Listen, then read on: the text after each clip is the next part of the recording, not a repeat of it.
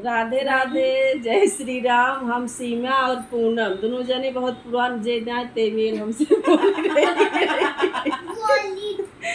दोनों जने आज गारी गीत सुनावत है। आप सब सुने और अपना आशीर्वाद दें। बहुत पुरान गारी गीत है, बहुत दिन अब मिली है दोनों जनी।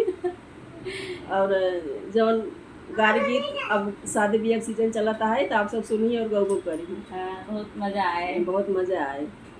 बैठा बासल बैठा भालू गन्ने के खेत में, बैठा भालू गन्ने के खेत में, बैठा भालू गन्ने के खेत में।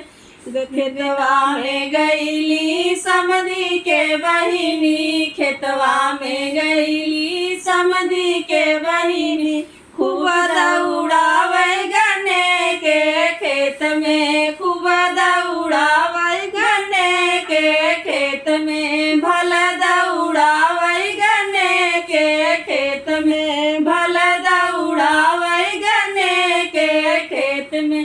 बैठा बसियरा गन्ने के खेत में, बैठा बसियरा गन्ने के खेत में।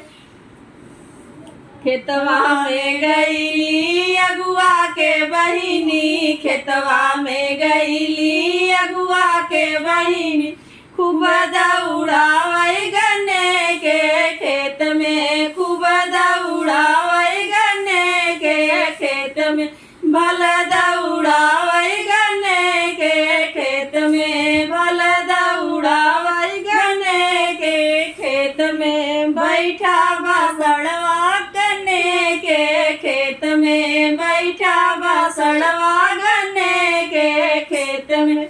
सड़वा भगावई गई दूल्हा के बहिनी, सड़वा भगावई गई दूल्हा के बहिनी, खूब दौड़ावई गन्ने के खेत में, खूब दौड़ावई गन्ने के खेत में, भल दौड़ावई गन्ने के खेत में, भल दौड़ावई गन्ने के खेत में। बैठा भालू गन्ने के खेत में, बैठा बलिल गावा गन्ने के खेत में, बैठा बलिगरा गन्ने के खेत में।